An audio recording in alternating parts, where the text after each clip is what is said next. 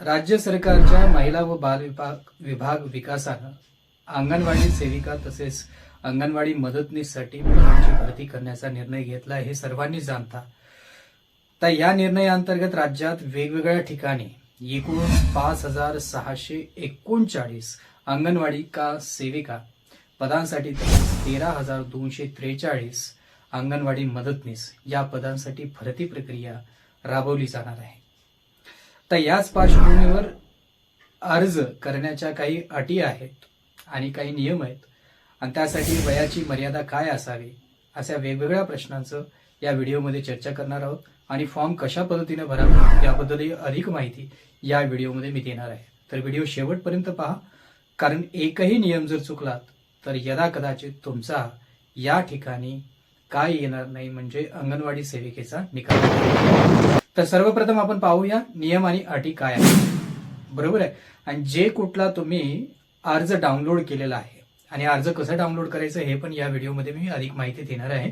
तर त्या अर्जामध्ये नंबर 1 चा नियम असा असेल की विहित नमुन्यातील अर्ज व त्यातील सर्व रकाने उमेदवाराने कागदपत्राच्या आधारे स्वतः भरणे, कारण अपूर्ण अर्ज, अपूर्ण माहिती, लिहिलेला अर्ज रद्द ठरवून निकाली काढण्यात येईल असा त्यांचा पहिला नियम आहे। कारण जे काही अर्ज आहे ते पूर्ण रकाने तुम्ही भरायला पाहिजे आणि एक जरी रिकामा सोडलात तर तुमचा जो काही अर्ज भरलेला आहे तो रद्द। नंबर 2 ची अट आहे शैक्षणिक पात्रता व भाषेचे ज्ञान असणे आवश्यक आहे।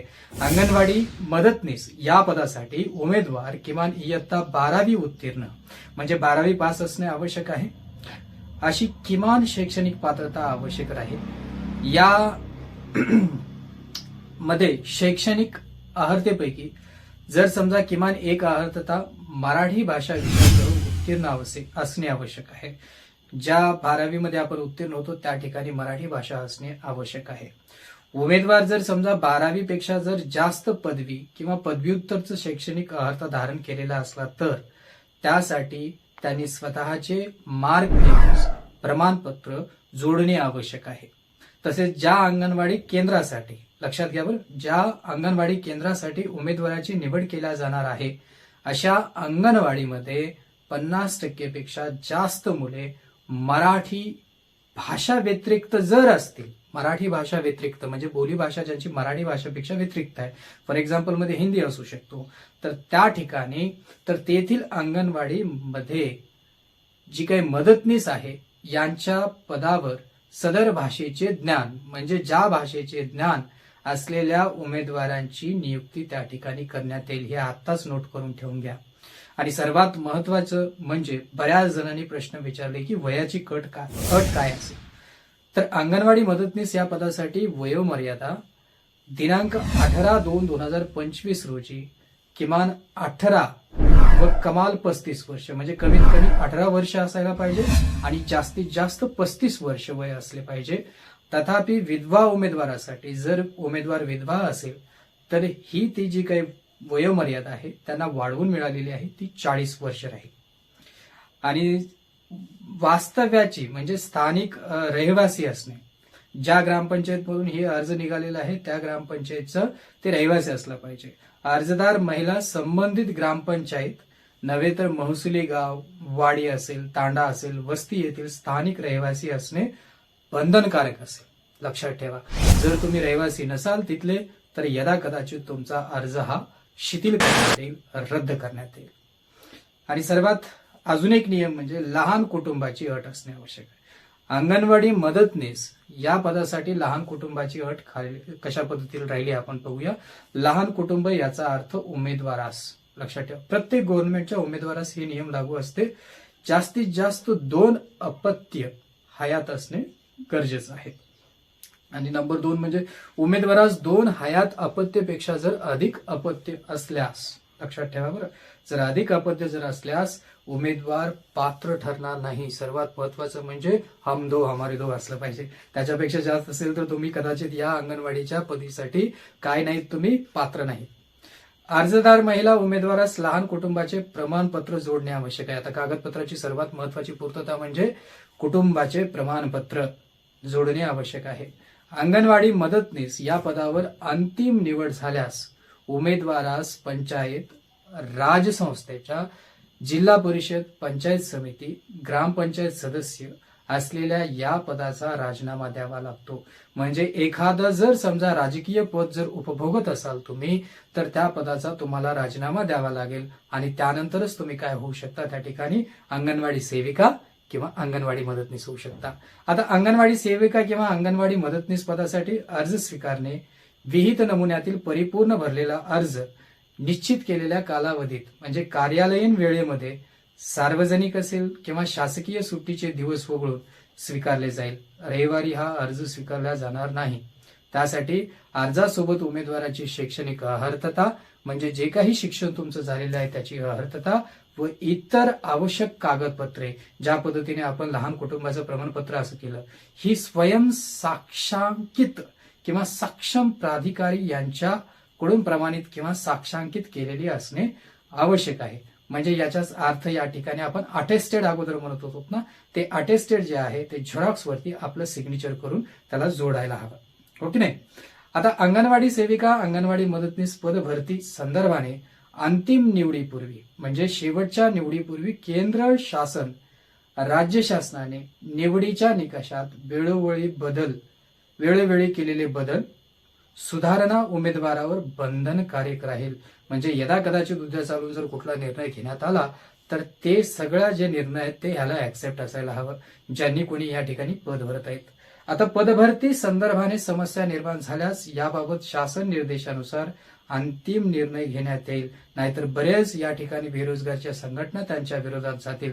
यासाठी हा नियम त्या गव्हर्नमेंटने काढलेला आहे. अंगणवाडी सेविका किंवा अंगणवाडी मदतनीस पदासाठी अर्ज दाखल करते वेळेस अर्जासोबत जोडलेल्या कागदपत्रांच्या व प्रमाणपत्रांचाच विचार केला जाईल.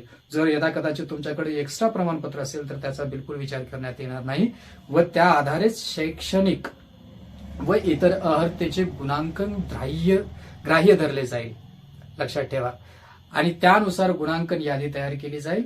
अर्ज करण्याच्या अंतिम तारखेनंतर, जी काही अंतिम तारीख दिलेली आहे आपल्याला या ठिकाणी मार्च महिन्यामध्ये, त्या तारखेनंतर जर एखादं समजा कागदपत्र जर तुम्ही देत असाल तर ते स्वीकारला जाणार नाही व त्याचा विचार केला देखील जाणार नाही.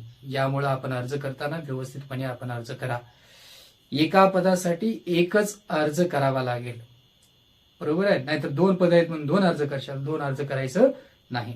आणि जाहीर प्रकटनातील नमूद केलेले अंगणवाडी सेविका, अंगणवाडी मदतनीस यांचे रिक्त पदे भरण्याबाबत ऐनवेळी काही अडचण निर्माण झाल्यास, लक्षात घ्या, आणि एखादा फॉर्म तुम्ही भरत्या वेळेस ऐनवेळी जर एखादी अडचण निर्माण झाल्यास याबाबत रिक्त पदे भरणे अथवा भरती प्रक्रिया रद्द करण्याबाबतचा अधिकार हे केवळ आणि केवळ बाल विकास प्रकल्प अधिकारी यांनी राखून ठेवलेला आहे. म्हणजे हे सर्व अधिकार जे काय आहेत ते भरण्याचा किंवा रद्द करण्याचा हे सगळं अधिकार हे बाल विकास प्रकल्प अधिकारी यांच्याकडे ठेवलेला आहे.